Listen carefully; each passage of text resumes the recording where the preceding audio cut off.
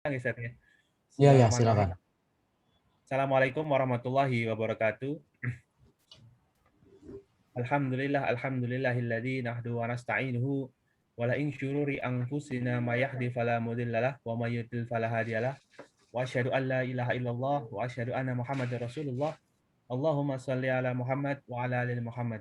Wa qala ta'ala fil kitabil karim ya ayyuhalladzina amanu ittaqullaha haqqa tuqatih wa la tamutunna illa wa antum muslimun.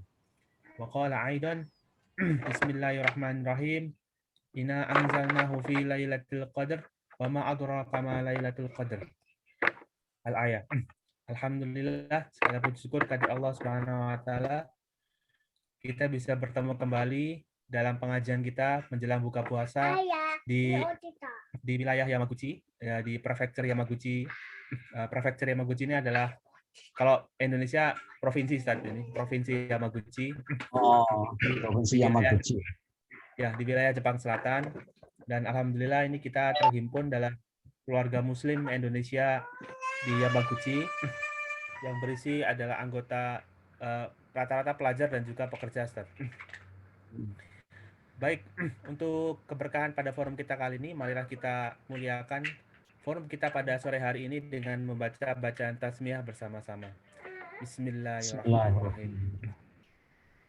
Baik, selanjutnya ada tilawah yang akan disampaikan oleh saudara kita Muhammad Taufik. Beliau menempuh studi S2 Master Engineering di sini di Yamaguchi University, asalnya dari Solo. Kepada Mas Taufik, waktu dan tempat kami persilakan. Ustaz. Sepertinya videonya nggak bisa. A'udzubillahi minasyaitonirrajim. Bismillahirrahmanirrahim. Wa minhum man yaqulu rabbana atina fid dunya hasanatan wa fil akhirati hasanatan wa qina azabannar. Ulaika lahum nasibum mimma kasabu wallahu sari'ul hisab. Dan di antara mereka ada yang berdoa, ya Tuhan kami, berilah kami kebaikan di dunia dan kebaikan di akhirat, dan lindungilah kami dari azab neraka. Mereka itulah yang memperoleh bagian dari apa yang telah mereka kerjakan, dan Allah Maha cepat perhitungannya. Surat Al-Baqarah ayat 201 dan 202. Baik, jazakallah khairan katsir kepada Mas Taufik yang sudah membacakan tilawah Al-Quran tadi. Mudah-mudahan bisa menambah keberkahan kita pada forum sore hari ini. Baik, sebelum kita memulai pengajian pada sore hari ini, izinkan saya untuk membacakan terlebih dahulu CV dari pembicara kita pada sore hari ini, yang tidak lain adalah Ustadz Haji Mahmud Mahfudz, LC, MH. Beliau lahir di Pasuruan tahun 1964. Kemudian alamatnya di Jatimulya, Kecamatan Cilodong, Kota Depok. Statusnya sudah menikah. Pendidikan beliau S2 di Unisula di Semarang, Jawa Tengah. Wah, orang Depok ke Semarang, Ustaz ya. Kemudian S1-nya kemudian di Universitas Islam Muhammad bin Saud Lipia di Jakarta, cabang Riyadh, Saudi Arabia, di S1 Fakultas Syariah. Kemudian pengalaman kerja beliau pernah pondok pesantren di Ulil Albab Karanganyar Solo Jateng sebagai mudir atau pengasuh, dan saat ini menjadi dosen di STIS Sekolah Tinggi Ilmu Syariah Al-Manar Utan Kayu Jakarta Timur. Subhanallah. Ada banyak sekali ya riwayat-riwayat beliau dan pengalaman-pengalaman dakwah beliau. Dan insya Allah yang sedikit saya bicarakan tadi adalah bisa memberikan sedikit gambaran kompetensi dari pembicara kita pada sore hari ini. Insya Allah sangat luar biasa. Baik, tanpa mengurangi waktu dan kebermanfaatan waktu, insya Allah kita sudah langsung saja mulai pada pengajian sore hari ini. Ada waktu kurang lebih sekitar 40 menit, Ustaz. Nanti kemudian dilanjutkan 10 menit untuk tanya jawab. Dan lalu kemudian kita tutup dengan doa, Ustaz. Baik, kepada Ustadz Mahfud LCMH, waktu dan tempat kami persilakan, Ustaz. Monggo. Bismillahirrahmanirrahim. Assalamualaikum warahmatullahi wabarakatuh. Waalaikumsalam warahmatullahi wabarakatuh. Alhamdulillahilladzi wa kafa wassalatu wassalamu ala nabiyil mustafa wa ala alihi wa sahbihi min ahli sidqi wal wafa. Asyhadu an la ilaha illallah wahdahu la syarikalah wa asyhadu anna sayyidana Muhammadan abduhu wa rasuluhu la nabiyya ba'da. Allahumma salli wa sallim ala sayyidina Muhammadin wa ala alihi wa sahbihi ajma'in.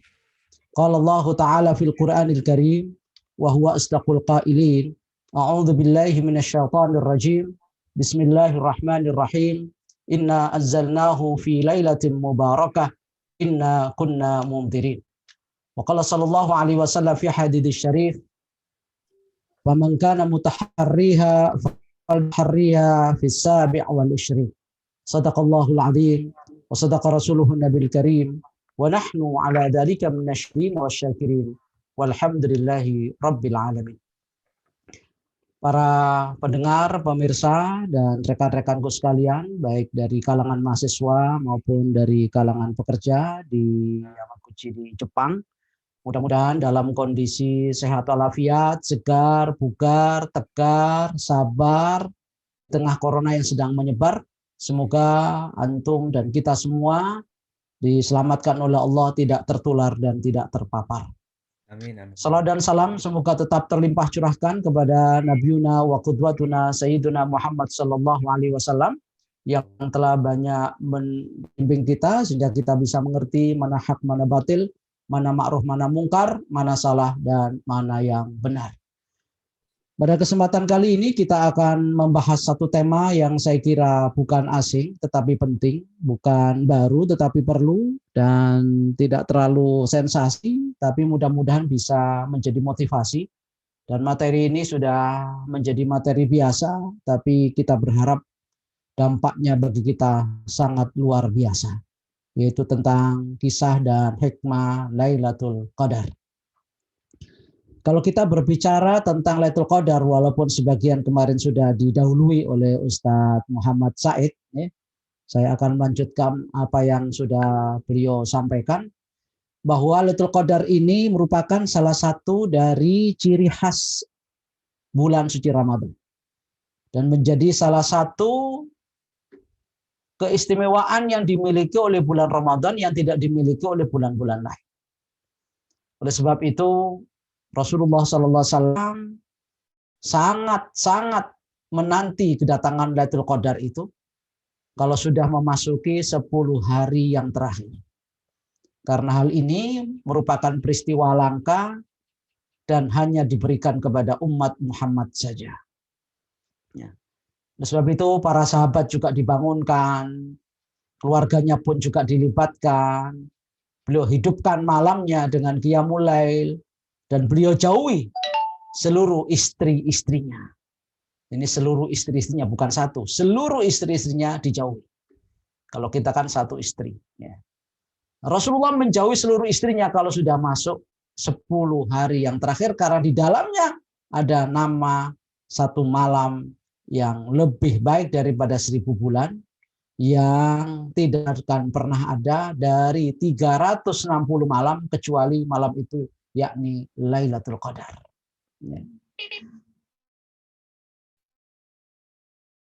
Malam ini disebut Lailatul Qadar, ada beberapa. Laila maknanya malam, Qadar itu ada 3 makna. Yang pertama Qadar maknanya asyaraf, kemuliaan. Yang kedua Al-Qadar maknanya ad-dhiq, maknanya adalah kesempitan. Yang ketiga, Al-Qadar bermakna ketentuan atau takdir. Al-Qadar disebut kemuliaan karena memang pada malam itu Allah muliakan malam itu dengan turunnya Al-Quran.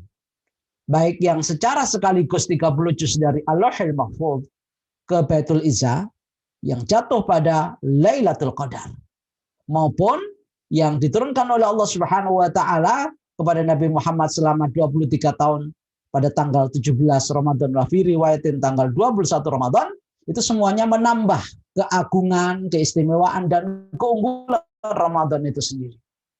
Maka malam itu disebut malam kemuliaan dan malam kehormatan karena Allah hormati malam itu sebagai turunnya Al-Quran.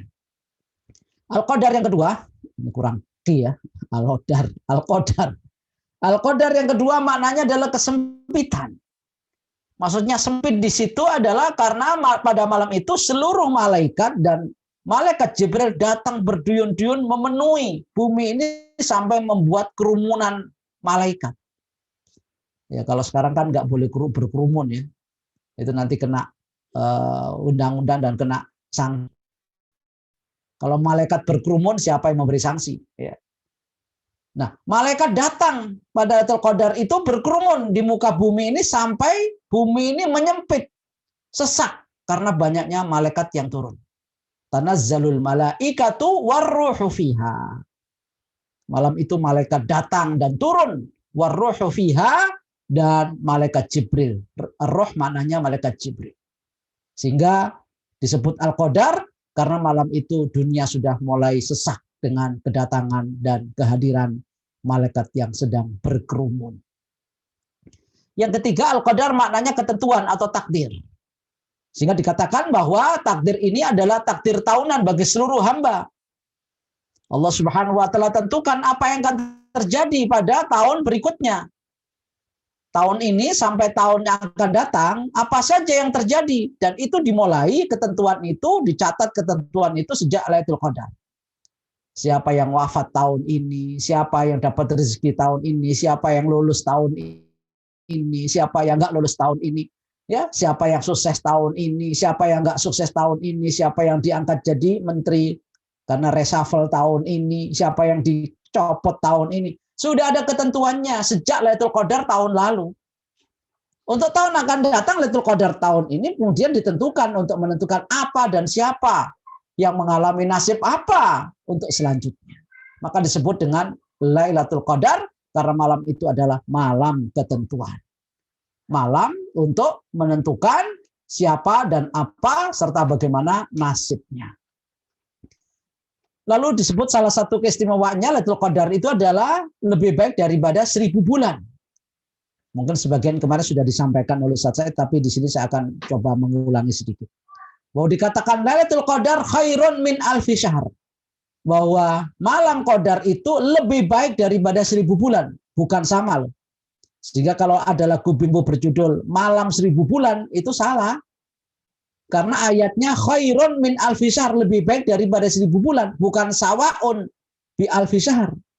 Tapi lebih baik daripada 1000 bulan. Nah, makna 1000 bulan itu ada dua makna. Ada makna hakikat, ada makna kiasan atau majazi. Makna hakikatnya adalah memang malam itu lebih baik daripada 1000 bulan. Betul, 1000 bulan. 83 tahun lebih 4 bulan. Ini dilatar belakangi dengan satu riwayat disampaikan oleh Ibnu Abbas bahwa dulu Rasulullah pernah bercerita bahwa di masa dahulu, di masa lalu ada orang-orang Yahudi yang beribadah selama 1000 bulan. Bahkan ada yang berumur 1000 tahun. Sehingga umur mereka bisa dimanfaatkan untuk beribadah berlama-lama. Sementara umat Muhammad 60-70. Lalu para sahabat merasa ngiri dengan umur yang panjang dan kesempatan yang lama untuk beribadah. Nah, karena mereka itu pingin seperti umat terdahulu bisa beribadah lama-lama, maka turunlah malaikat Jibril dengan membawa surat Al-Qadar yang menyatakan bahwa ada satu malam yang lebih baik daripada 1000 bulan yang pernah dilakukan oleh orang-orang Yahudi. Maka turunlah surat Al-Qadar, inna anzalnahu fi lailatul qadar wa ma adraka ma lailatul qadar, lailatul qadri khairun min alfi syahr. Itu makna 1000 bulan secara hakikat. Secara kiasan atau secara majazi itu bukan lebih baik daripada 1000 bulan, bahkan lebih dari 1000 bulan, bisa 2000, bisa 3000, bisa 10.000, bahkan mungkin bisa ratusan ribu. Karena makna 1000 itu tidak harga mati makna 1000. Makna 1000 itu adalah kiasan daripada makna banyak. Sebagaimana yang mungkin sering kita katakan ada hewan ya melata namanya kaki 1000. Tapi kalau kita hitung ada 1000 nggak kakinya? Karena saking banyaknya sehingga kita katakan kaki 1000. Di Semarang itu ada namanya gedung namanya Lawang Sewu. Gitu. Padahal kalau dihitung nggak ada lawang sewu, yang sewu itu jinnya mungkin di situ, uka-uka, tempatnya horor. Bukan lawangnya, saking banyaknya. Kalau di Jawa Tengah, di Karanganyar sana, di Gunung Lawu ada grojokan namanya grojokan sewu. Ya, curug sewu. Padahal tidak sampai 1000, tapi saking banyaknya disebut 1000. Kalau orang Jogja mengatakan nyuwun, 1 sama sewu. Nyuwun sewu. Padahal sewu itu sekarang sudah nggak ada artinya apa-apa gitu kan. Nyuwun sewu itu dulu mungkin zaman dahulu mungkin sewu itu banyak. Sewu sekarang keropok aja nggak boleh itu sewu. Tapi itu menunjukkan harga banyak. Nyuwun sewu. Ya, tidak harga mati. Berarti Lailatul Qadar itu lebih daripada 1000 bulan. Bukan hanya 1000 bulan, mungkin beribu-ribu bulan. Maka disebut dengan malam yang sangat mulia. Lalu kapan terjadinya? Mungkin sebagian kemarin sudah disampaikan. Terjadi pada malam-malam ganjil dan kemungkinan besarnya pada malam tanggal 27. Itu dikatakan oleh Rasulullah SAW, "Faman kana mutaharri falyataharri fi sabi wal 20." Barang sampai ingin mencarinya, maka carilah pada tanggal 27 atau malam 27. Dan itu diperkuat oleh pendapat Ibnu Abbas, bahwa surat Al-Qadar itu sampai ujung kata salamun hiya, kata hiya itu kalau dihitung dari awal, kata-kata itu urutan yang ke-27. Maka kemungkinan besarnya pada malam 27. Tanda-tandanya cerah, kita bisa merasa tenang, ya. Angin dan cuacanya sejuk, matahari di pagi hari cerah dan cemerlang, tidak ada mendung dan tidak ada mega. Itu secara umum daripada tanda-tanda Lailatul Qadar. Dan kalau kita mendapatkannya, kita insya Allah pada malam itu bergairah dan bersemangat untuk beribadah, tidak ada kemalasan, ya, selalu ada motivasi untuk beribadah, dan setelahnya kita lebih semangat untuk beribadah selanjutnya. Nah, sekarang kita akan masuk kepada tema yang menjadi tugas saya, karena kita bagi-bagi tugas dengan Ustadz Said, ya, yaitu amalan Lailatul Qadar itu dikatakan suatu malam yang sangat mulia, karena saat itu diturunkan Al-Quran, dan lebih baik daripada 1000, 2000, 3000, bahkan puluhan ribu malam. Lalu kalau kita tidak manfaatkan dengan sebaik-baiknya, kita rugi. Nah, sekarang pertanyaan, kegiatan apa yang kira-kira yang bisa kita manfaatkan untuk meraih pahala yang melimpah dan penuh berkah itu? Maka harus ada skala prioritas, tidak semuanya dikerjakan. Ya, ada kewajiban-kewajiban yang harus tunaikan terlebih dahulu. Jadi tunaikan yang wajib, upayakan yang sunnah. Sekali-kali mungkin kita melakukan yang mubah, misalnya tidur, makan malam, ngemil, ya bolehlah. Tinggalkan yang makruh-makruh, yang perbuatan yang dibenci oleh Rasul, tinggalkan, apalagi yang haram, campakkan itu dulu. Oleh karena itu harus kita seleksi ya beberapa kegiatan untuk menghidupkan malam Lailatul Qadar itu. Minimal ada 6 ya. Yang pertama adalah seluruh amalan yang wajib, qiyamul lail, tilawah Quran, zikir dan doa, sholawat, iktikaf, dan lain sebagainya bisa ditambah sendiri. Yang pertama adalah amalan yang wajib, sholat 5 waktu, jangan ditinggal, jangan sampai kita menggapai Lailatul Qadar, sholat taraweh, sholat tahajud, tapi nggak sholat isya. Atau saking kencengnya sholat tahajud sampai lupa sholat subuh, subuhnya malah kesiangan. Ya. Kalau pakai kunut itu nanti kunutnya dijemur bersama duha. Maka disebut dengan jamak suha, jamak subuh mepet duha. Ya. Itu jamak takhir namanya. Jangan sampai yang subuhnya hilang, isyanya hilang gara-gara ingin mencapai Lailatul Qadar. Bisa hilang semua itu. Ya. Puasanya juga jangan bolong, pengen Lailatul Qadar, nggak puasa malamnya tahajud. Jangan pula. Karena yang penting adalah puasa yang wajib. Begitu pula nadar, kalau memang ada nadar, maka nadarnya pun harus ditunaikan. Misalnya, kalau saya lulus ujian di Jepang ini, nilainya bagus, saya akan infak sekian ratus yen. Misalnya, yen ono gitu ya. Sekian ratus yen. Misalnya. Nah itu harus ditunaikan juga. Kalau di dalam Ramadan ini, jangan kemudian baca Quran, tapi yennya nggak keluar. Karena sudah dinadari. Jadi yang wajib-wajib dulu ditunaikan. Ya. Itu yang wajib. Kemudian yang kedua adalah qiyamul lail. Qiyamul lail ini adalah sholat taraweh, gitu ya. Bisa dikatakan qiyamul lail sholat taraweh kalau dilakukan setelah tidur namanya tahajud. Jadi sholat taraweh kalau diselesaikan atau ditunaikan setelah tidur namanya tahajud. Bahkan ada para ulama mengatakan sholat isya pun kalau habis tidur itu juga tahajud. Karena mana secara bahasa tahajud itu adalah sholat malam setelah tidur. Itu namanya tahajud. Tapi biasanya tahajud itu adalah maknanya adalah qiyamul lail atau tarawih itu sendiri. Bisa diartikan yang sama. Ya. Maka oleh sebab itu kita harus tunaikan dengan sebaik-baiknya. Setelah melakukan yang wajib, maka harus kita lakukan yang sunnah-sunnah, diantaranya adalah qiyamul lail. Kalau kita melakukannya secara mendasar karena landasan iman dan takwa kepada Allah penuh keikhlasan, maka itu akan bermanfaat, berdampak kepada diampuninya dosa kita yang kecil-kecil. Yang besar-besar harus dengan taubatan nasuha. Kalau Rasulullah katakan mangqama ramadhana imanan wahtisaban. Wa fi riwayatin mangqama lailatal qadri imanan wahtisaban ghufira lahu ma taqaddama min dzambi. Barang siapa yang qoma maksudnya adalah salat malam di bulan Ramadan terutama pada Lailatul Qadar, landasannya imanan wahtisaban, landasannya karena dasar iman dan didorong oleh keimanan kepada Allah dan ikhtisaban hanya mencari ridha Allah, maka pasti ghufira. Di situ kata ghufira menggunakan fi'il madhi yang bermakna past tense. Past tense itu masa lampau. Masa lampau itu belum terjadi sudah dikatakan masa lampau. Padahal kita belum melakukan, tapi Allah mengatakan akan langsung sudah diampuni. Itu menunjukkan bahwa Allah nggak main-main mengampuni dosa kita. Pasti. Sebagaimana idza waqa'atil waqi'ah, apabila telah terjadi kiamat, padahal sampai hari ini belum terjadi. Itu menunjukkan bahwa kiamat pasti terjadi. Ya. Itu past tense. Maknanya. Nah, karena itu kita harus melakukannya kalau bisa berjamaah.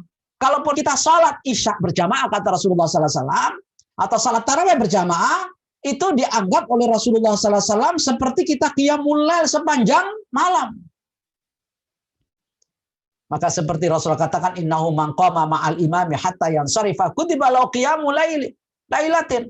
Apabila kita sholat berjamaah isya bersama imam atau sholat tarawih bersama imam, maka itu sudah dianggap seperti sholatnya sampai selesai ya, bukan setengah main kemudian kita bubar kabur, bukan. Kita sampai selesai bersama imam. Itu maka dianggap seperti qiyamul lail. Maka dalam hadis lain untuk memperkuat hadis tadi, man shallal isya'a fi jama'atin faka'annama qama nisfal laili wa man shalla as-subha fi jama'atin faka'annama shallal laila kullahu. Barang siapa yang sholat isya berjamaah, yang baik adalah di masjid kalau ada masjidnya, tapi kalau di Yamaguchi belum ada masjid ya di rumah dengan keluarga sholat isya, maka itu seperti separuh malam. Qiyamul lailnya separuh malam. Jadi separuh malam qiyamul lail terus itu bisa diwakili dengan sholat isya berjamaah. Itu bagi mereka yang tidak mampu untuk sholat qiyamul lail sampai pagi, maka cukup sholat isya berjamaah sudah mewakili seperti setengah malam. Tetapi wa man shalla subha fi jama'atin faka'annama shalla laila kullahu, barang siapa yang sholat berjamaah subuh itu bisa mewakili dan sebagai refleksi, sebagai badal untuk sholat malam sepanjang malam bagi mereka yang tidak mampu sholat malam beneran. Cukup diwakili dengan sholat isya jamaah atau sholat subuh berjamaah.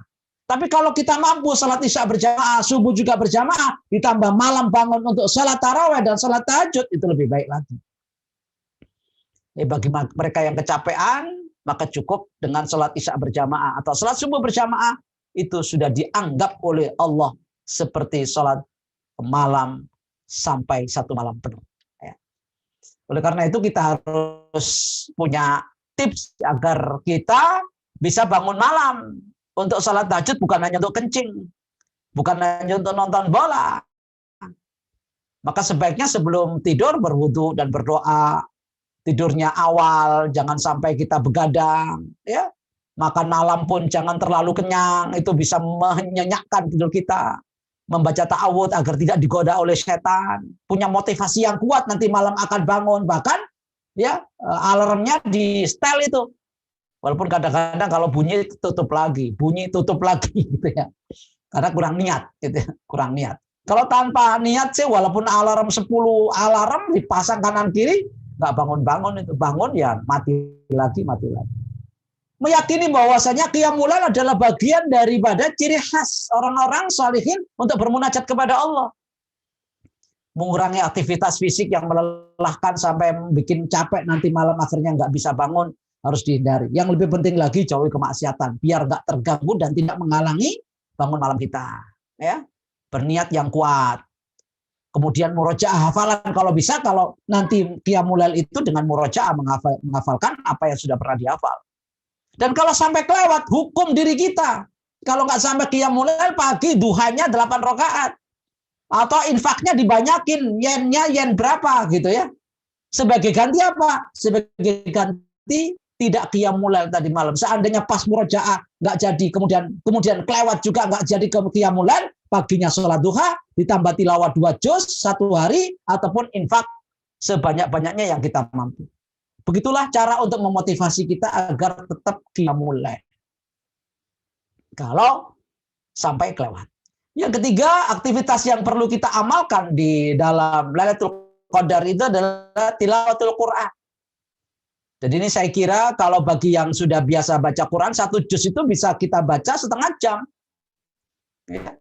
Yang agak lambat-lambat ya 45 menit lah gitu ya. Nah, maka bacalah Quran. Setiap hari ya 1 juz, cuma setengah jam bagi yang lancar itu. Kalau nggak mampu bacalah separuhnya. Kalau nggak mampu ya 2 halaman atau 2 lembar. Nggak mampu ya 1 lembar, satu halaman. Kalau nggak mampu lagi ya 1 ayat. Ayat nggak mampu. Nah itu perlu dipertanyakan itu. Kira-kira dosa apa yang menyebabkan kita ya baca Quran, bahkan memandang Quran saja enggak gitu loh. Nggak mampu memandang Quran. Begitu lihat Quran alergi. Begitu dengerin Al-Quran murattal alergi, panas kupingnya, hatinya juga panas. Itu perlu evaluasi dan introspeksi. Kira-kira dosa apa yang menghalangi kita untuk memandang Al-Quran saja sudah alergi, tabuh, dan risih. Apalagi membaca sampai menghafalkannya. Berarti ada kendala dalam hati kita. Mungkin dosa-dosa kita itulah yang menghalangi kita untuk bisa akrab dan cinta kepada Al-Quran. Padahal Rasulullah SAW sudah memotivasi kita bahwa barang siapa yang membaca 1 huruf itu nilainya 10. Ya, nilainya sampai 10 kali lipat. Maka kata Rasulullah SAW, beliau tidak mengalif lam mim 1 huruf, tapi alifun harf, walamun harf, wamimun harf. Itu sampai 10 kali lipat. Ya. Berarti kalau kita baca alif lam mim itu semacam dengan dapat 30 pahala. Sedangkan huruf di dalam Al-Quran itu, kalau menurut Imam Syafi'i, ada 1.027.000 jumlahnya. Kalau kita khatam sekali, berarti kan kita membaca 1.027.000 kali 10 kali 10. Berarti yang kita dapatkan adalah 10.270.000 pahala. Kalau kita khatam sekali, kalau 2 kali tinggal ngitung. Kalau 3 kali tambah banyak lagi. Maka sebaiknya dibaca pada saat malam, terutama kalau kita mau murojaah, bisa dimurojaai kembali pada saat qiyamul lail. Kenapa? Kok alam? Di sini Ibnu Rajab Al-Hambali punya jawabannya. Ya. Bahwa kita dianjurkan malam-malam, terutama pas Lailatul Qadar, baca Al-Quran sebanyak-banyaknya dan sekhusyuk-khusyuknya, seikhlas-ikhlasnya. Karena pada malam hari itu semua kegiatan berhenti bagi yang nggak punya lemburan. Ya, bisa fokus dan konsentrasi. Harapan semuanya berhimpun untuk berdoa, bermunajat kepada Allah, semua cita-cita dan harapannya dipanjatkan kepada Allah. Dan malam hari itu hati dan lidah, lisan kita bersatu mengadu kepada Allah Subhanahu wa taala untuk bertatapur. Inilah kenapa kita dianjurkan di malam hari untuk selalu ya bisa membaca sebanyak-banyaknya dan kalau bisa mengkhatamkannya. Sebagaimana Imam Syafi'i. Imam Syafi'i itu di luar sholat, ini di luar sholat, belum dalam sholat. Di luar sholat beliau bisa khatam di dalam Ramadan 60 kali khatam. Imam Hanafi juga begitu, 60 kali khatam. Siang khatam sekali, malam khatam sekali. Luar biasa. Kita mungkin nggak bisa niru. Kapan istirahatnya? Kalau siang khatam sekali, malam khatam sekali, Kalau 30 hari berarti sudah 60 kali. Sementara Imam Syafi'i kalau di luar Ramadan 30 kali dalam sebulan. Berarti sehari beliau khatam sekali. Bahkan di antara mereka, para sahabat maupun para salafus saleh, itu bisa qiyamul lailnya, mereka bisa baca 200 ayat, sampai-sampai di antara mereka bawa tongkat, nggak kuat berdiri. Saking lamanya tahajudnya. Ada juga yang menghatamkan surat Al-Baqarah yang jumlah ayatnya 286 ayat. Kalau juznya sekitar 2,5 juz. Itu memakan waktu sekitar 1 jam seperempat. Kalau bacanya, baca biasa tanpa dibarengi dengan rukuk sujud. Kalau dengan rukuk sujudnya ditambah itu, mungkin bisa 1,5 jam sampai 2 jam. Ya. Siapa yang kuat sholat tarawih, sholat tahajud 2 jam? Ya. Padahal dulu para ulama salaf dan kaum salaf itu bisa melakukan. Nah, itulah yang bisa kita lakukan sepanjang kita mampu, silahkan. Tapi kalau nggak mampu ya sesuai dengan kemampuannya masing-masing. Kemudian yang keempat yang harus kita lakukan untuk menyambut datangnya Lailatul Qadar itu adalah banyak zikir dan banyak doa. Zikir itu artinya menyebut, mengingat. Dalam hal ini adalah zikrullah. Mengingat Allah Subhanahu wa taala dengan mengagungkan asma Allah, dengan mengagungkan sifat-sifatnya dan memohon pertolongannya. Ya, dimana kalau kita memang benar-benar bisa berzikir sesuai dengan anjuran Rasulullah SAW, mungkin kita nggak sempat ngomong yang lain. Walaupun zikir ada 2 macam. Zikir muqayyad, ada zikir mutlak. Zikir muqayyad adalah zikir yang sudah dianjurkan seperti zikir pagi dan sore. Zikir ketika kita makan, sehabis makan, masuk WC, keluar WC, masuk rumah, keluar rumah, masuk masjid, keluar masjid, kemudian mau naik kendaraan, itu semuanya kan ada zikirnya, ada doanya. Nah, itu namanya zikir muqayyad. Sedangkan zikir mutlak, ingat kepada Allah dalam kondisi apapun, Anda sedang bekerja, ingat Allah, tidak korupsi, tidak mencuri, itu juga zikir. Ketika Anda ya belajar kemudian tidak melakukan semacam penyimpangan dan penyelewengan ilmiah, ya, misalnya melakukan plagiat gitu ya, maka itu pun juga karena Anda berzikir kepada Allah, ingat kepada Allah, dan plagiat itu nggak boleh, maka itu juga termasuk bagian pada zikir kepada Allah. Jadi semua kegiatan bisa dihubungkan dengan zikir kepada Allah, karena dengan adanya zikir itu bisa menenangkan jiwa kita, karena kita merasakan Allah Subhanahu wa taala telah mengawasi dan mengontrol serta memonitoring setiap langkah kita. Maka kita akan merasa tenang karena selalu didampingi oleh Allah. Wajar kalau di dalam surat Ar-Ra'd ayat 28 selalu kita ingat, ya, orang-orang mukmin itu obat tenangnya, obat penenang jiwanya itu zikir, bukan ekstasi pil koplo. Kalau di Solo ada cium, ya, cium bekonang itu kalau Solo. Siapa yang tadi dari Solo itu? Cium bekonang. Kalau di Wonogiri itu ada jamur kotoran hewan gitu ya. Kalau di tempat-tempat lain juga ada aibon, lem aibon gitu. Bukan itu untuk mencari ketenangan. Tapi Allah Subhanahu mengatakan, ala bidzikrillahi tatmainnul qulub. Dengan berzikir kepada Allah Subhanahu wa taala, baik zikir muqayyad yang sudah ada panduannya, doa-doa itu, maupun zikir yang mutlak, doa apapun. Yang penting dalam rangka mengingat Allah Subhanahu wa taala agar on the track semua gerak-gerik kita. Maka insya Allah akan menjadi tenang karena ada pendampingan dari Allah Subhanahu wa taala.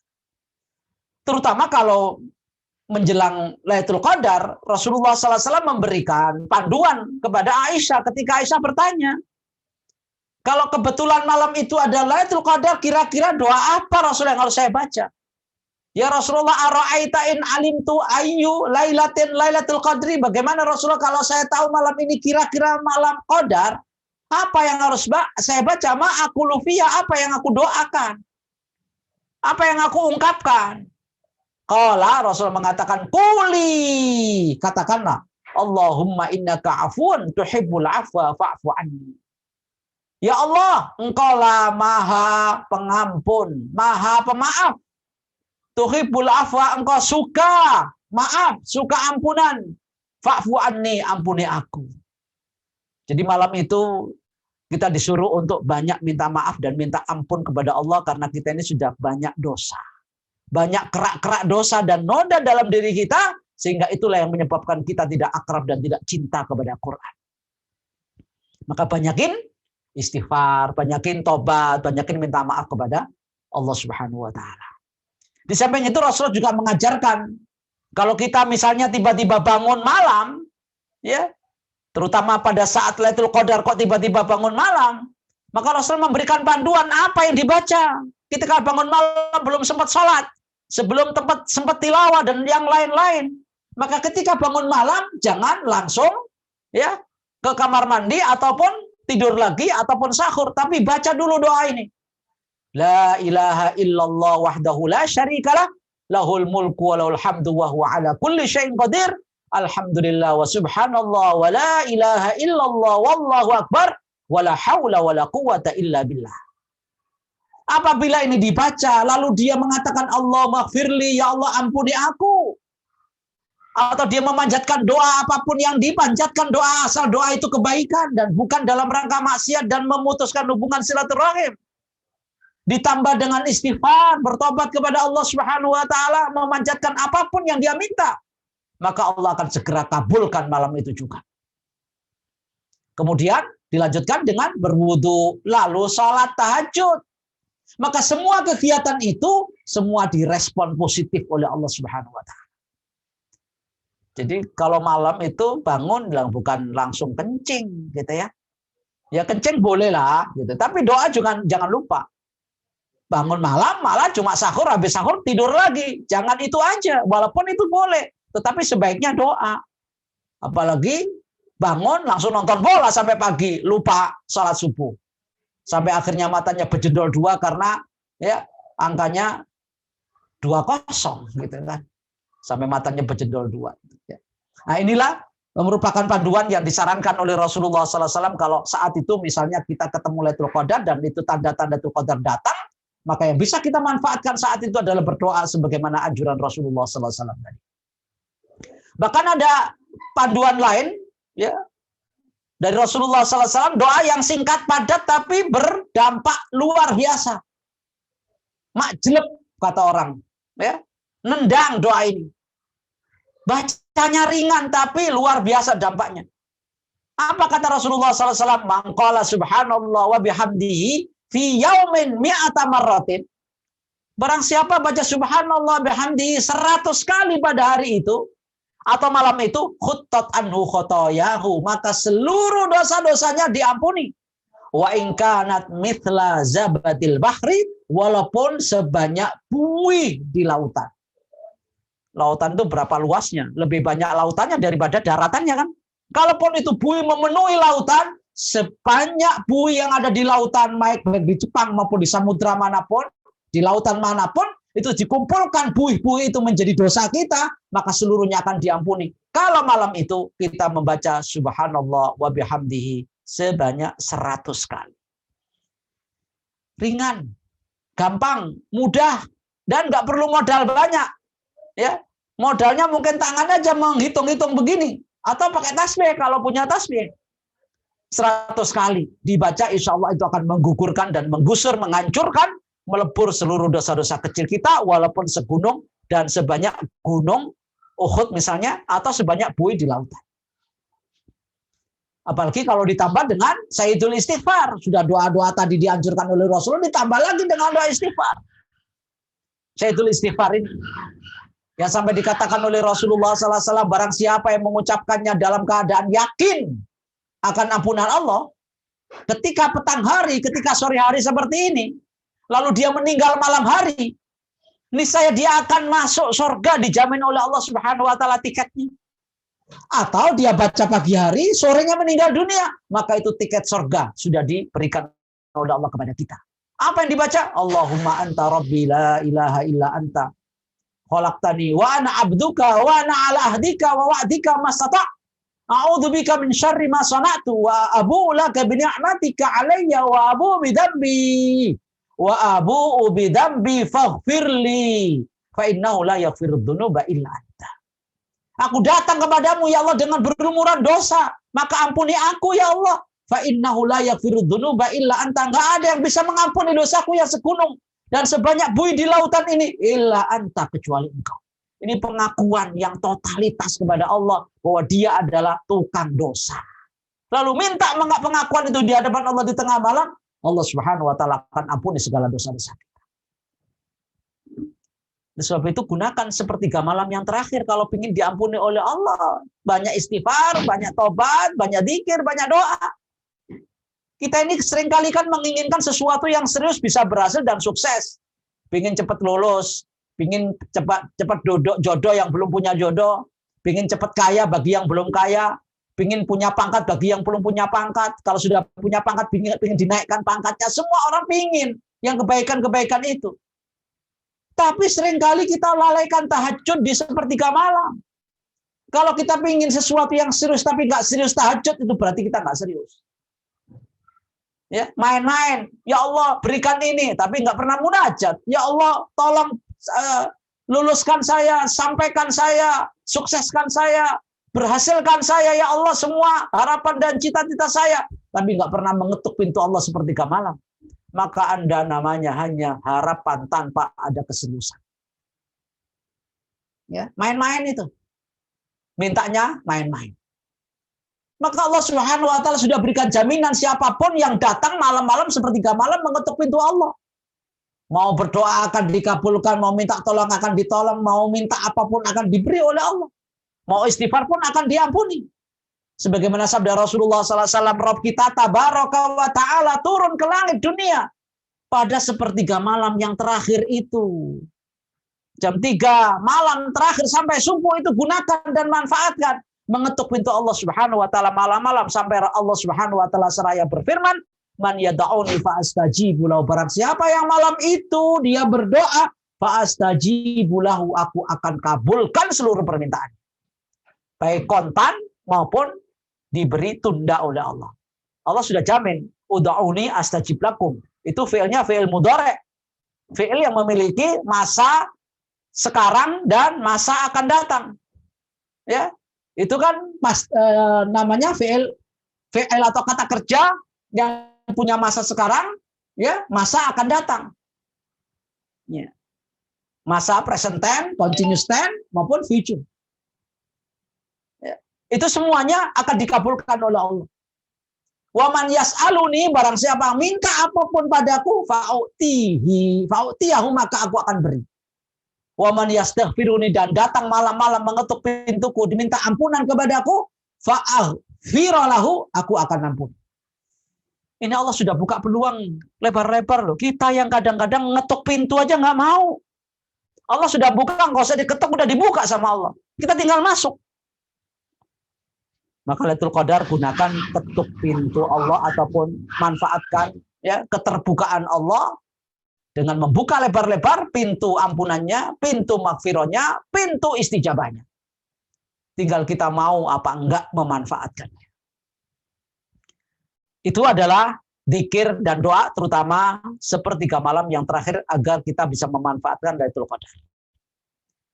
Yang berikutnya yang kelima adalah membaca sholawat. Di mana sholawat ini adalah maknanya doa. Sebagaimana sholat maknanya doa, sholawat juga doa.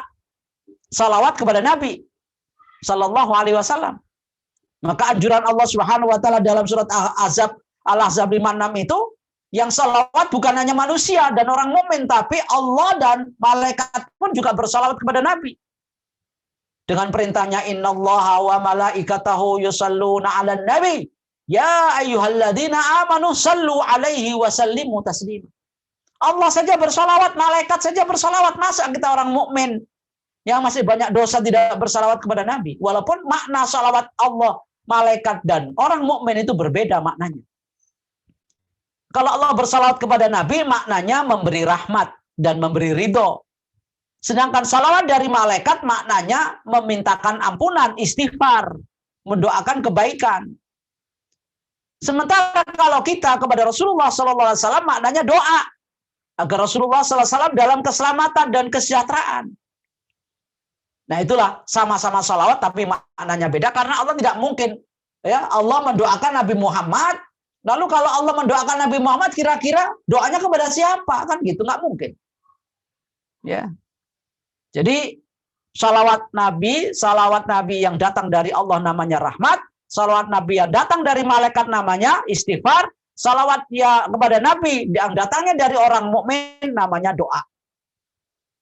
Maka kita dianjurkan untuk membaca salawat dalam rangka doa.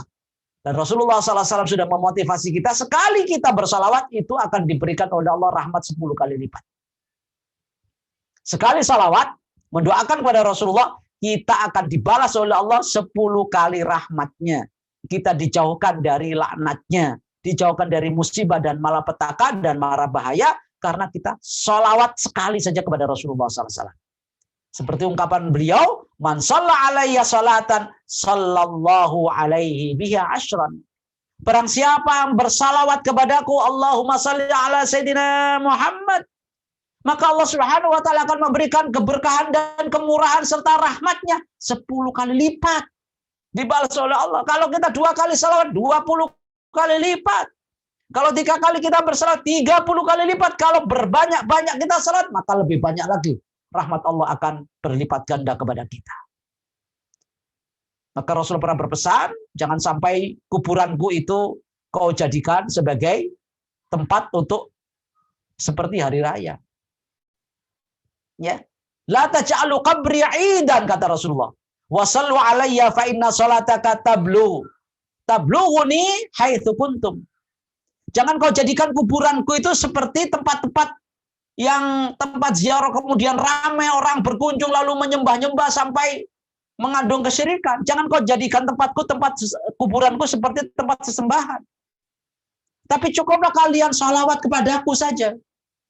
Kenapa? Fa inna salataka tablughuni haitsu kuntum, karena salawat kalian akan sampai pula kepadaku dimanapun Anda berada. Di Jepang juga boleh, di Indonesia juga boleh, di Malaysia boleh. Asal salawat nyambung itu salawatnya kepada Rasulullah di kuburan sana. Nggak perlu kita datang ke kuburan dan makam Rasulullah di Madinah. Cukup kemudian kita lakukan itu. Ya. Sebentar, ini baterainya low. Sebentar Pak ya.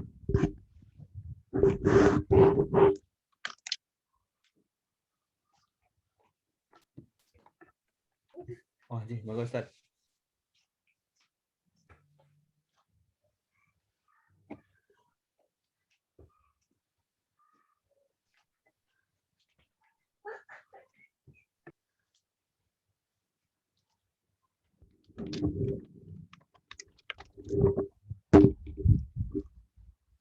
Afwan sedikit terganggu. Oke, monggo, matur nuwun Ustaz. Ya, lanjut ya. Siap. Oke, sudah kelihatan ya. Ampun Ustaz. Afwan. Ini tadi mau lupa tadi nggak jelas. Jadi kita salawat dimanapun akan nyampe salawat kita kepada Rasulullah SAW. Terutama kalau kita mau salawat hari Jumat atau malam Jumat. Jadi memang ada anjurannya salawat malam Jumat itu. Ya. Karena akan diungkapkan, akan dipamerkan salawat kita tiap hari Jumat. Maka berbanyak salawat kepada Rasul dari Jumat. Maka siapapun yang paling banyak salawatnya kepada Rasul nanti di akhirat itu berdampingan tempat duduknya di surga bersama Rasulullah SAW. Akhtiru alayya minas salati fi kulli yaumi jum'atin fa inna salata ummati tu'radu alayya fi kulli yaumi jum'atin. Faman kana aktsarahum alayya salatan kana aqrabahum ya minni manzilatan. Perbanyak salawat kepadaku di hari Jumat. Setiap Jumat salawat kepada Nabi. Kalau nanti misalnya pas hari Jumat, Lailatul Qadarnya, ataupun pada malam-malam ganjil itu hari Jumat, gunakan, manfaatkan dengan banyak salawat pada Nabi. Karena itu akan dipamerkan, dipaparkan oleh Allah Subhanahu wa taala salawat kita ini tiap hari Jumat. Maka perbanyak salawat kepada Rasulullah pada hari Jumat. Barang siapa yang paling banyak salawatnya kepada Rasulullah SAW, balasannya apa? Nanti kedudukan dan posisinya di surga itu berdampingan dengan Rasulullah SAW. Masya Allah. Luar biasa. Ya, kita akan berdampingan dengan Rasulullah SAW. Bahkan hadis lain mengatakan, aulan nasi bi yaumal qiyamati aktsaruhum alayya salatan. Orang yang paling mulia di hari kiamat nanti adalah orang yang paling banyak salawatnya kepadaku. Jadi nanti kita akan kedudukannya lebih tinggi daripada yang lain karena kita sering salawat. Posisi kita lebih tinggi dari yang lain karena kita sering salawat kepada Nabi. Baik salawat yang biasa maupun salawat Ibrahimiyah yang menyebut nama Ibrahim. Namanya salawat Ibrahimiyah. Allahumma sholli ala sayyidina Muhammad wa ala ali sayyidina Muhammad kama shallaita ala sayyidina Ibrahim wa ala ali sayyidina Ibrahim wa barik ala sayyidina Muhammad wa ala ali sayyidina Muhammad kama barakta ala sayyidina Ibrahim wa ala ali sayyidina Ibrahim fil alamin innaka Hamidum Majid. Namanya sholawat Ibrahimiyah. Kenapa Nabi Ibrahim disebut? Karena Ibrahim itu bapaknya Nabi Muhammad SAW. Kakeknya Nabi Muhammad. Karena beliau lahir dari keturunan Nabi Ismail. Nabi Ismail itu putra dari Nabi Muhammad. Itu dari Siti Hajar. Sementara Siti Sarah melahirkan Ishak, Yakub, dan lain sebagainya. Maka disebutlah salawat Ibrahimiyah karena di samping kakeknya, syariatnya Nabi Ibrahim banyak diwarisi oleh Nabi Muhammad. Haji, korban, khitan, poligami. Itu syariatnya Nabi Ibrahim alaihissalam yang dilanjutkan oleh Rasulullah SAW. Maka selalu salawatnya itu didampingi salawat Rasulullah SAW. Karena untuk menyebut jasa-jasa kakeknya dulu. Yang keenam adalah iktikaf, ya, yaitu berdiam diri di masjid selama yang kalau dalam 10 hari ya selama 10 hari sejak tanggal atau malam 21 keluar tanggal 1 Syawal. Itu utamanya. Ya, di masjid. Sebagaimana yang Allah Subhanahu wa taala anjurkan wala tubashiruhunna wa antum aakifuna fil masajid. Kalau di masjid jangan kumpul lagi dengan istri. Maka Rasulullah kalau sudah masuk masjid, dia tinggalkan semua istrinya. Bahkan Rasulullah tidak berkumpul dengan istrinya, tapi diajak ke masjid dalam rangka iktikaf semua istri. Diajak semua. Maka Rasulullah kalau sudah masuk 10 hari yang terakhir, di bulan Ramadan, sampai wafat beliau terus iktikaf. Dan setelah Rasulullah wafat, diteruskan oleh istri-istrinya dan para sahabatnya. Dan kita sebagai umatnya hendaknya meniru itu. Nah, kalau kita nggak punya masjid, seperti di Jepang, banyak teman-teman yang belum punya masjid, bisa memanfaatkan ruangan rumahnya menjadi masjid untuk iktikaf. Tempat sholatnya, misalnya ruangan di rumahnya ada tempat sholat, gunakan untuk iktikaf. Kalau nggak ada ruangan khusus, ya yang biasa digunakan untuk sholat itu bisa digunakan, atau apartemen bisa digunakan untuk iktikaf. Di Indonesia saja banyak masjid, kita disuruh iktikaf di rumah. Akhirnya masjidnya pindah ke rumah, dan itu boleh dalam kondisi ya pandemi COVID-19 seperti ini. Ya. Hukum pelaksanaannya sunnah sepanjang waktu, tapi kalau di bulan Ramadan 10 hari yang terakhir itu sangat dianjurkan beriktikaf, ya, sebagaimana Rasulullah SAW melakukannya.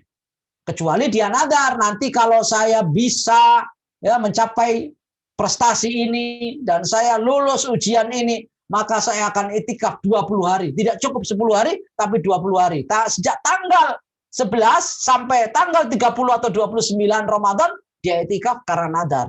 Itu wajib kalau nadar. Waktunya kalau di dalam minimalnya itu tidak ada ukurannya berapa menit. Tapi menurut sebagian ulama baca tasbih 3 kali itu adalah ukuran minimal. Jadi masuk masjid baca subhanallah alhamdulillah wa la ilaha illallah Allahu akbar. Lalu kemudian pergi lagi kabur dari masjid, itu sudah cukup dengan niat iktikaf. Kalau orang Jogja mengatakan itu iktikaf nyaknyuk, saknyuan Bali gitu ya. Itu iktikaf nyaknyuk. Nah, sebentar masuk iktikaf, duduk sebentar atau diam sebentar, keluar lagi. Itu minimal. Madzhab iktikaf minimalis. Ya. Atau dilakukan minimal sehari menurut sebagian ulama. Ya, tapi kalau di bulan Ramadan seperti ini ya jangan sehari lah, ya. Kalau mungkin 3 hari, kalau mungkin juga 7 hari, kalau memungkinkan lagi 10 hari. Kalau mungkin, ya. Yang penting jangan sampai seumur hidup kita ini nggak pernah iktikaf. Memang tidak ada batasan, tetapi sebaiknya di bulan Ramadan dan di bulan Ramadan ada Lailatul Qadar ya kita ngintipnya, kita menggapainya di 10 hari yang terakhir itu. Karena kemungkinan besarnya datangnya pada tanggal-tanggal ganjil. Maka kalau sudah iktikaf nggak boleh keluar-keluar masuk, kecuali untuk membeli makanan atau buang hajat. Kalau main-main, misalnya goes, misalnya pagi-pagi ya nggak boleh. Jalan-jalan. Iktikaf di dalam masjid itu bisa batal iktikafnya. Boleh keluar untuk memenuhi kebutuhan. Berwudu, bersih-bersih, mandi, kalau nggak bisa di dalam, kita bisa keluar.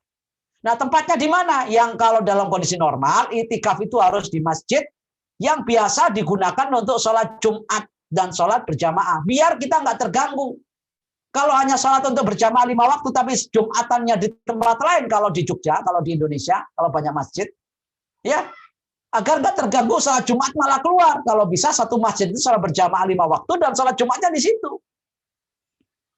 Tapi kalau nggak ada ya bisa saja salat Jumatnya di luar, salat jamaahnya di tempat itu. Kalau nggak kita tetap di rumah karena corona, pandemi nggak ada yang boleh keluar, maka tetap di rumah salat Jumatnya diganti salat zuhur, salat jamaahnya bisa bersama keluarga dan teman-temannya. Ya.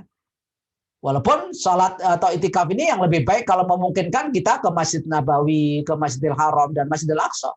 Kalau mungkin di sana saja dibatasi juga, nggak bisa seenaknya seperti sekarang. Ya. Nah, agar apa manfaatnya itikaf? Sebagaimana kita tahu, meraih ridho Allah, mencinta Allah, terutama Lailatul Qadar kita gapai, kita intip, kita raih ya di dalam Lailatul Qadar, dalam malam-malam terakhir itu, disitulah kemungkinan datangnya Lailatul Qadar dan kemungkinannya tanggal 27 itu. Untuk menata hati biar konsentrasi, fokus, tidak banyak ya terganggu oleh aktivitas lain. Di situ juga bisa memperbanyak ibadah, bertafakur, muhasabah, memperbaiki diri, persiapan menghadapi alam kubur, tafakur terus bahwa kita akan mati. Apa yang kita bawa, gelar kita, harta kita, jabatan kita tinggal semua. Orang itu mati diantar oleh 3 kelompok, 3 pihak, ya. Yang satu tetap, yang 2 pulang. Kita mati ke kuburan diantar keluarga dan diantar harta kita dengan ambulan atau mobil kita. Dan yang satu mengantar kita adalah amal. Yang 2 balik, yang satu bersama kita mendampingi kita selamanya, yaitu amal kita. Maka jabatan, gelar, segala macam itu semuanya akan kita tinggalkan. Kalau tidak bermanfaat bagi kita, maka tidak akan bermanfaat pula nanti di akhirat. Tapi gunakanlah harta agar bermanfaat bisa investasi akhirat. Gunakanlah gelar untuk investasi akhirat. Biar nanti bisa mendampingi kita di akhirat itu. Dan terutama di dalam itikaf 10 hari ini dalam rangka menggapai Lailatul Qadar. Agar kita tidak telat dan tidak ketinggalan. Kalau di rumah misalnya banyak gangguan macam-macam, maka suruh di masjid. Kalau sekarang nggak boleh di masjid, ya di rumah pun harus dimanfaatkan secara maksimal dan optimal. Sehingga kita akan dapatkan keberkahan dunia sampai di akhirat. Lalu sekarang yang terakhir, bagaimana dengan amalan ibu-ibu yang terbatas, gitu ya? Misalnya ibu-ibu dalam kondisi men atau nifas. Nah, bagaimana nggak bisa itikaf di masjid? Kan nggak boleh orang sedang nifas atau men di masjid.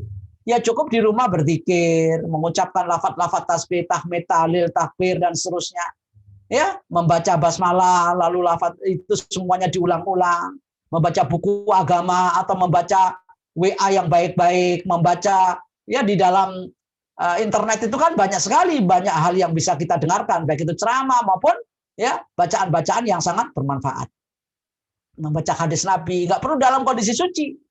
Banyak hal yang bisa dilakukan, mendengar bacaan Al-Qur'an murotal dari radio, kaset, MP3 maupun video dan segala macam. Berdoa sebanyak-banyaknya terutama sepertiga malam yang terakhir. Ya.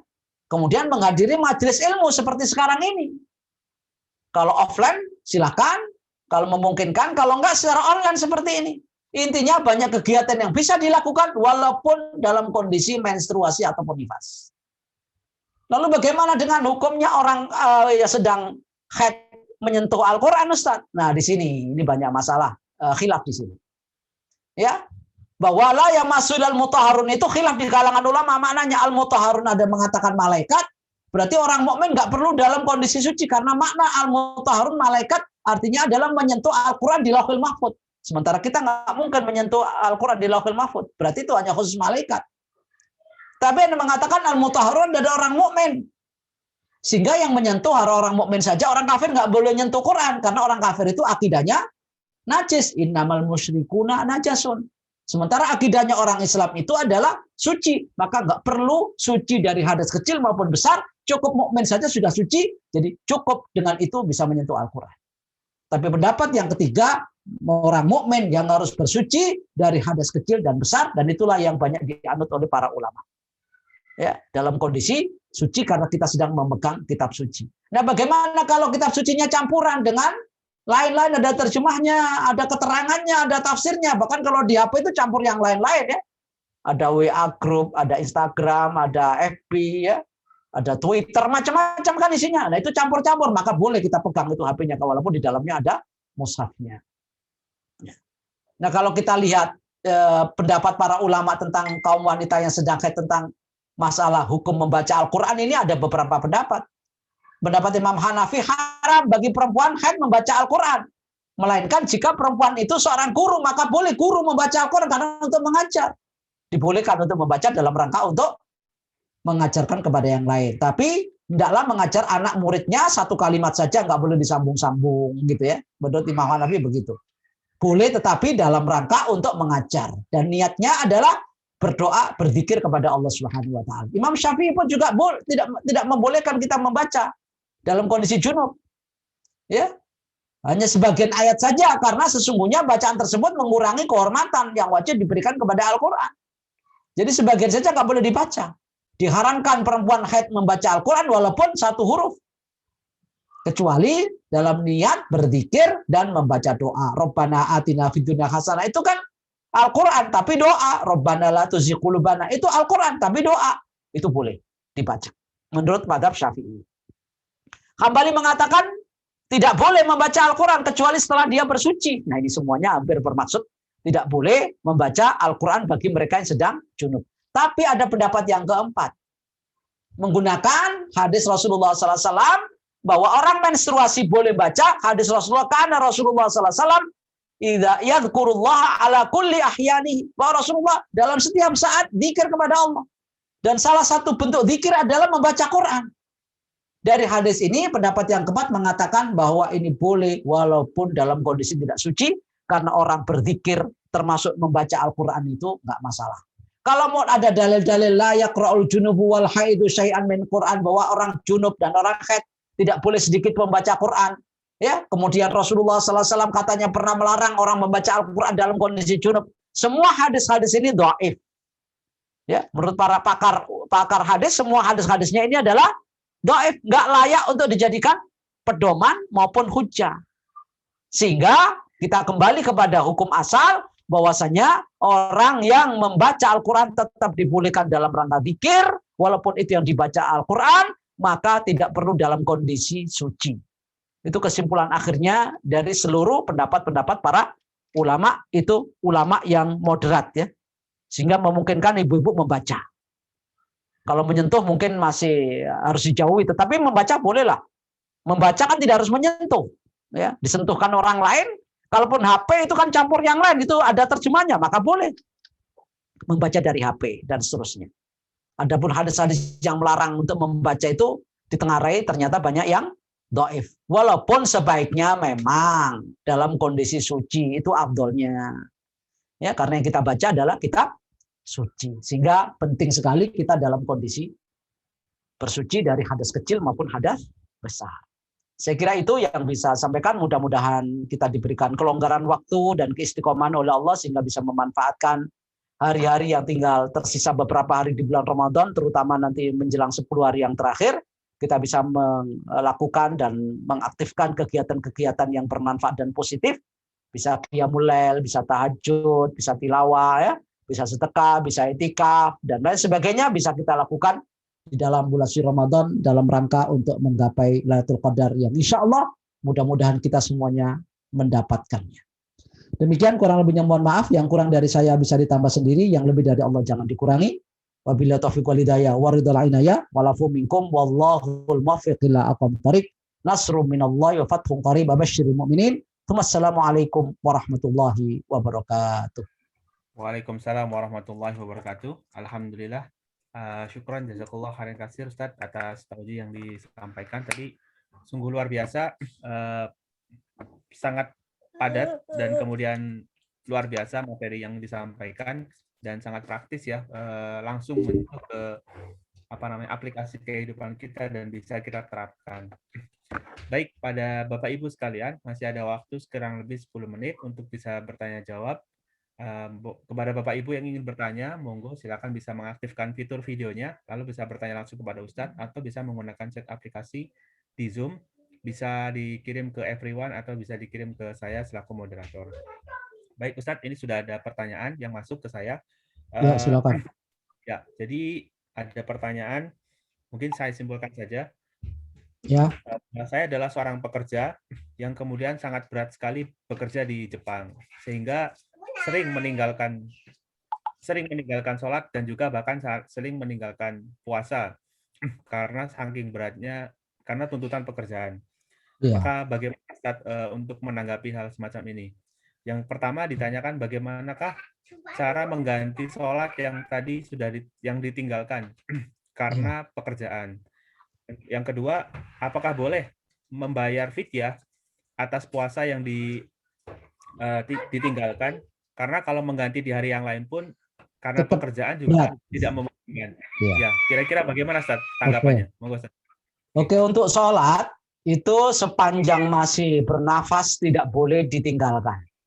Kita kenal ada namanya sholat khauf. Sholat khauf itu dilakukan pada saat perang yang taruhannya nyawa. Kalau antum mungkin taruhannya PHK. Bukan nyawa kan? Ya kan? Nah, maka harus sepanjang masih bisa dilakukan, lakukanlah sebisa-bisanya.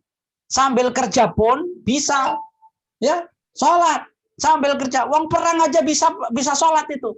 Sambil bawa AK-14, nah, AK-14 atau apa yang itu kan senjata lama, senjata baru-baru ya, pakai rudal, pakai apa itu bisa. Atau mungkin di kapal selam yang tenggelam kemarin itu mereka sholat juga gitu. Ya. Masih bisa dilakukan, sekalipun mungkin tidak sempurna seperti dalam kondisi normal. Rukuknya, sujudnya, sambil kerja Allah bersama Alhamdulillah sebisa-bisanya. Karena sholat itu nggak boleh digantikan, nggak boleh ada bayar fidyah, nggak boleh diwakilkan kepada ahli warisnya. 5 rukun Islam itu yang bisa diwakili hanya 3, zakat, puasa, dan haji. Tidak bisa dibadali kalau ahli warisnya nanti mengganti setelah wafatnya. Tapi sholat nggak boleh diwakili oleh keluarganya. Bapak saya dulu nggak sholat sekian hari, sekian kali. Silakan kamu mengqadai, nggak ada. Hadis Rasul itu hanya membolehkan ada kewajiban bapak saya dulu dan ibu saya nggak puasa, maka kamu harus bayar.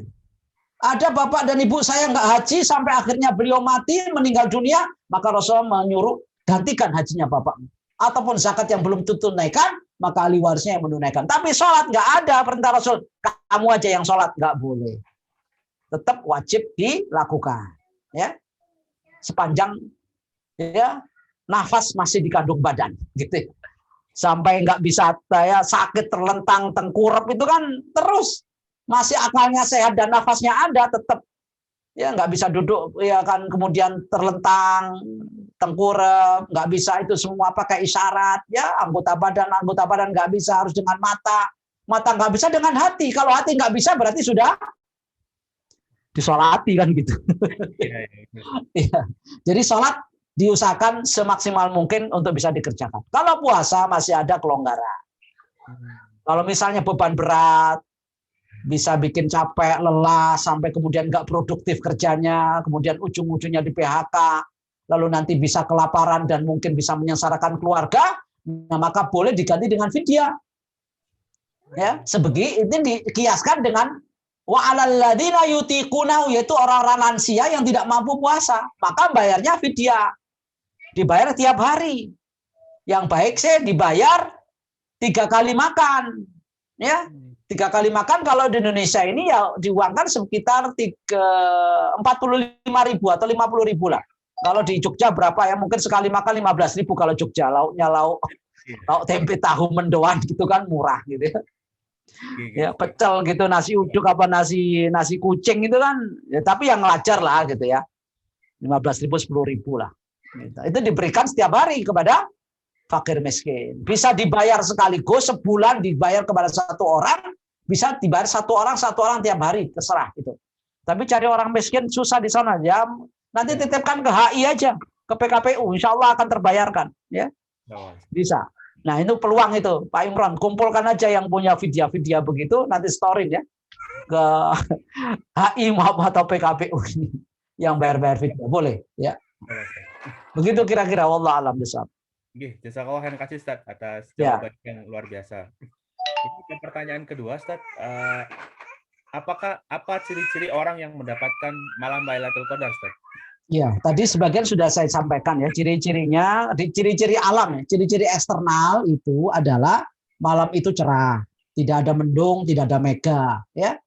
Dan suasananya sejuk, tidak terlalu dingin, tidak terlalu panas. Kemudian kalaupun langitnya cerah, kalaupun ada bulan-bulannya juga terang benderang. Ya. Terus pagi harinya matahari bersinar terang cemerlang. Nah, kalau kita taunya itu pagi-pagi hari berarti udah kelewatan. Oh, tadi malam ternyata Lailatul Qadar. Itu tandanya matahari terang, oh berarti udah kelewat gitu kan. Nah, kalau ciri secara internal adalah rasa. Nikmat ketika beribadah, semangat ketika takarrub kepada Allah, ada suasana batin yang begitu nyaman dan nikmat malam itu. Kalau itu bisa Anda rasakan, insya Allah malam itu tanda-tanda dan indikator bahwa Anda ketiban Lailatul Qadar. Lailatul Qadar maksudnya, bukan Lailatul Qadar. Ya. Kalau nggak ada berarti Lailatul Qadarnya yang datang. Jadi ada rasa, nikmat, lezat ketika beribadah. Tapi kalau malas-malesan, leta-lete gitu kata orang Jogja, delewer, suara ketiban nih. Malah ketiban amben, malah bukan ketiban Lailatul Qadar. Ya. Begitu kira-kira, wallah alam bisawab. Terima kasih Ustaz atas jawabannya. Ya. Ini pertanyaan selanjutnya Ustaz, ada masuk lagi. Boleh tidak menjamak sholat karena pekerjaan Ustaz? Apa boleh terus-terusan menjamak sholat? Dan apakah ada batasannya? Iya. Jadi Rasulullah SAW pernah menyuruh para sahabat itu ketika hujan itu boleh menjamak sholatnya. Padahal hujan. Yang menjadi penghalang kan hujan, becek. Kalau itu menjadi kendala bagi teman-teman yang bekerja, nanti sholat tiap waktu itu jadi masalah, boleh dijamak. Karena ad-daruratu tubihul mahdzurat. Dalam kondisi darurat boleh melakukan pelanggaran sesuatu yang terlarang. Bahkan yang haram pun boleh dilanggar kan? Ya. Nah, ini dalam kondisi seperti ini, sudah masuk darurat, sudah masuk sesuatu yang sangat terpaksa. Kalau dipaksakan sholat 5 waktu sesuai dengan waktunya, itu akan bikin sengsara dan mungkin bikin masalah. Maka kembali kepada al-masyaqqatu tajlibut taisir. Kesulitan itu akan menyebabkan kemudahan. Misalnya kita puasa, nggak bisa, ya boleh buka kalau dalam kondisi bepergian atau kondisi sakit. Asal sakitnya bukan panu, kudis, dan kurap. Ya. Nah, kalau sakitnya parah, ya boleh tidak berpuasa. Itu namanya al-masyaqqatu tajlibut taisir. Kalau dalam bepergian, itu sekarang kan pergi nggak capek ya. Pergi sekarang kan nggak capek. Jepang, Indonesia berapa jam perjalanan pesawat? 7 jam, Ustaz. 7 jam ya. Nah, 7 jam itu sama dengan Jakarta, Papua itu. Ya. Jadi kalau kita ke Papua itu sudah sampai Jepang. Ya.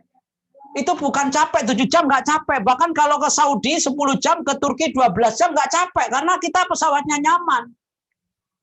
Jadi karena safar. Dan safar kalau dulu memang capek.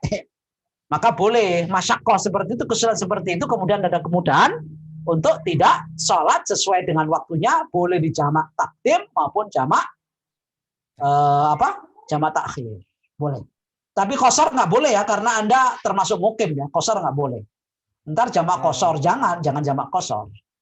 Ya, kalau jamak mungkin masih boleh. Bahkan kalau di rumah jamak boleh, tapi nggak boleh qashar. Ya nggak? Jamak boleh, tapi nggak boleh qashar. Qashar itu kalau sedang bepergian. Ya, dalam kesulitan seperti. Tapi kalau jamak itu boleh. Bahkan Rasul melakukan dan para sahabatnya melakukan jamak di rumahnya, bukan dalam bepergian. Tapi qashar itu harus dalam kondisi pergi. Jamak qashar boleh lagi dijamak sekalian. Begitu kira-kira. Wallahu a'lam bishawab. Baik, Ustaz. Walaupun, mohon maaf Ustaz, saya tambahkan, walaupun kita statusnya, mungkin kan kita statusnya musafir di sini ya Ustaz ya. Ya musafir kan bertahun-tahun antum di situ. Musafir 2 tahun, antum aja belum selesai 2 tahun lagi ya. Musafir terus gitu. Berarti antum jamak qashar selama 2 tahun ya enggak. Ya, sudah mukim lah kalau lebih dari itu. Paling lama itu sebulan 2 bulan lah musafir itu. Walaupun menurut Imam Syafi'i ya 3 hari. Madzhab lain itu bisa sebulan sampai 40 hari. Tapi kalau hitung tahunan masa musafir terus mau jamak qashar. Berarti boleh nggak puasa dong antum karena sedang bermusafir gitu ya. 2 tahun raposo tuh musafir Ustaz. Iya. Bukan, ya mukim kan tidak ada kesengsaraan dan kesulitan yang dihadapi begitu. Baik, ya. Ustaz. Ini menunjukkan karena ada sebagian pendapat teman-teman yang berpendapat negara lain Ustaz yang berpendapat muslim negara lain karena ini musafir maka boleh menjamak. Kemudian juga ya kan ada waktunya menjamak. Kalau bertahun-tahun menjamak gimana? Paling lama menurut para madzhab Syafi'i atau madzhab fikih itu sebulan sampai 2 bulan. Nggak bisa bertahun-tahun, nggak ada riwayat bertahun-tahun. Misalnya ada sahabat yang diutus oleh Rasulullah menjadi gubernur di Syria atau di Damaskus. Jamak qashar terus, ya kapan jadi imamnya kalau jamak qashar terus? Padahal makmumnya mukim semua, gitu kan? Nggak ada sahabat yang menjadi imam jadi jamak qashar. Jangan ikut saya jamak qashar. Nggak ada itu. Semuanya ya sholatnya tamam, sempurna. Ya kan? Abu Hurairah dikirim ke Irak, ya tetap saja dia jadi gubernur, tetap saja dia sholatnya seperti biasa. Amr bin As dikirim ke Mesir, itu dia menjadi gubernur, asalnya orang Jazirah Arabia, tapi dikirim Mesir, Afrika. Kan musafir juga itu seperti antum. Tapi nggak ada itu riwayat mereka itu menjadi jamak qashar terus. Ya nggak ada riwayatnya. Ini riwayat dari mana itu? Ya. Enak sekali kalau gitu. Ya. Ada batasnya, ada batasnya. Ya. Ya, insya Allah, Ustaz. Terima kasih. Kalau orang Indonesia di sini tertib, Ustaz. Tertib, alhamdulillah. Jangan jamak qashar 2 tahun ya. Baik, Ustaz, ada pertanyaan terakhir. Assalamualaikum, Ustaz. Apakah Waalaikumsalam. malam di negara apakah sepertiga malam yang dimaksud itu menyesuaikan dengan panjang malam di setiap negaranya, Ustaz? Betul. Jadi memang beda-beda, di kutub juga beda kan. Dengan Indonesia juga beda. Malamnya di mana itu, di Jerman atau di mana di Eropa yang malamnya lebih atau siangnya lebih lama ya, bisa 20 jam. Ya, Rusia 22 jam puasanya. Berarti kan malamnya cuma 2 jam. Ya tinggal dihitung aja sepertiga malamnya berapa gitu kan. Kalau di sana cuma. Jadi nggak sempat tidur itu ya. Ya kalau 2 malam selesai itu semua, ya.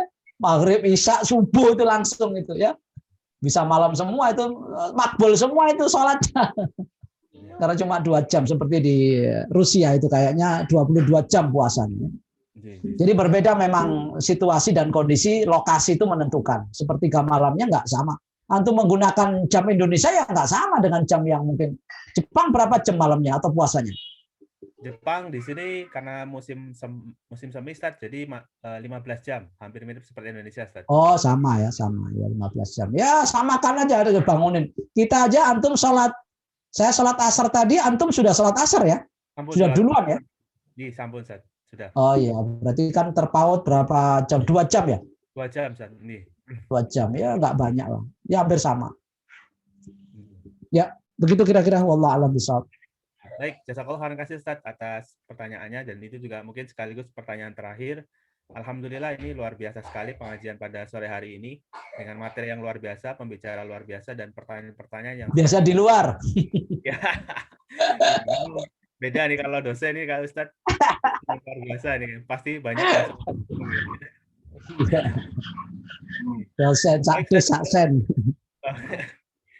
Baik, kita sudah masuk ke penghujung acara, yaitu sebelum kita tutup, kita akhiri dengan doa. Kami mohon kepada Ustadz Mahfud untuk bisa memimpin doa kepada kami, Ustadz, dan mendoakan kami yang ada di Jepang dan semua Muslim yang ada di seluruh dunia agar bisa mendapatkan keberkahan malam Lailatul Qadar. Amin, amin, amin. Allahumma shalli wa sallim ala sayyidina Muhammad wa sahabati Rasulillah alhamdulillah rabbil alamin. Allahumma inna nas'aluka salamatan fid din wa afiyatan fil jasad wa ziyadatan fil ilmi wa barakatan fil rizqi wa taubatan qabla al-maut rahmatan 'inda al-maut wa maghfiratan ba'da al-maut hawwin 'alaina fi sakaratil maut wan najata minan nar wa la'fa 'inda al-hisab. Rabbana la tuzigh qulubana ba'da idh hadaytana wa hab lana min ladunka rahmah innaka antal wahhab. Rabbana la tuzigh qulubana ba'da idh hadaytana wa hab lana min ladunka rahmatan innaka antal wahhab. Ya muqallibal qulub tsabbit qulubana ala dinika wa dini rasulik. Ya musarrifal qulub sarrif qulubana ala dinika wa dini rasulik. Allahumma rabbana hab lana min azwajina wa dhurriyyatina qurrata a'yun waj'alna lil muttaqina imama. Allahumma rabbi ighfir lana wa liwalidayna warhamhuma kama rabbayana shighara. Allahumma inna na'udzubika minal barasi wal junun wal judam min sayyi'il asqam. A'udzu bikalimatillahi tammati min syarri ma khalaq. A'udzu bi'izzatillahi wa qudratihi min syarri ma ajid wa hadir. Bismillahilladzi la yadurru ma'asmihi syai'un fil ardi wala fis sama'i wa huwas samiul 'alim. Allahumma afina fi abdanina, Allahumma afina fi absarina, Allahumma afina fi asma'ina birahmatika ya arhamar rahimin. Allahumma inna nas'aluka ilman nafi'a wa rizqan wasi'a wa shifaan min kulli da'in wa saqam birahmatika arhamar rahimin. Allahumma rabbana sadi bil ba'sa ishfi mardana ishfi mardana ishfi ikhwanana wa akhwatina wa abnaina wa ajdadina wa jaddatina wa abaina wa ummahatina birahmatika ya arhamar rahimin. Anta syafi la shifa illa shifa shifaan la yughadiru saqaman. Allahumma inna na'udzubika min jahdil bala wa darqis syaqa wa su'il qada wa syamatatil a'da. Allahumma adfa'anna al-bala wal ghala wa corona ya Allah birahmatika ya arhamar rahimin. Allahumma inna nas'aluka husnal khatimah wa na'udzubika min su'il khatimah. Allahumma taqabbal minna salatana wa siyamana wa qiyamana wa ruku'ana wa sujudana wa ta'abbudana wa takhashu'ana wa tadarru'ana birahmatika ya arhamar rahimin. Wa tammim taqsirana birahmatika ya arhamar rahimin. Rabbana atina fid dunya hasanah wa fil akhirati hasanah wa qina adzabannar wa qina adzabannar wa qina adzabannar wa adkhilnal jannata ma'al abrar ya aziz ya ghaffar ya karim ya sattar harrim hadhihi alwujuha jami'an minan nar birahmatika arhamar rahimin. Subhana rabbika rabbil izzati amma yasifun wa salamun alal mursalin walhamdulillahi rabbil alamin. Al-Fatihah. A'udzu billahi minasyaitonir rajim. Bismillahirrahmanirrahim. Alhamdulillahi rabbil alamin.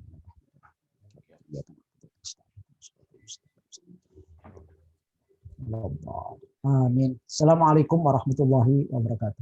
Waalaikumsalam warahmatullahi wabarakatuh. Alhamdulillah, jazakallah khairan katsir Ustaz atas doanya. Sudah komplit, insya Allah tinggal langsung kita aplikasikan saja, mudah-mudahan keberkahan malam Lailatul Qadar dan Ramadan bisa meliputi kita semua yang ada di. Insya Allah corona sudah mulai sirna dan kita bisa ketemu offline insya Allah ya. Amin, insya Allah. Nanti kalau Ustaz datang ke Jepang, monggo Ustaz kontak kami Ustaz. Nanti ngisi lagi di kami.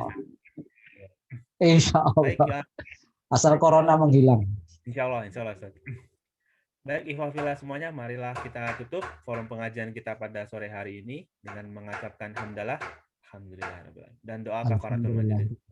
Allahumma bihamdik. Subhanakallahumma hamdika asyhadu an la ilaha illa anta astaghfiruka wa atubu ilaik. Assalamualaikum, kalau saya salah, banyak salah dalam hal memoderatori pengajian pada sore hari ini. Bila taufiq wal hidayah, wassalamualaikum warahmatullahi wabarakatuh. Waalaikumsalam warahmatullahi wabarakatuh. Ya, sama-sama. Ya.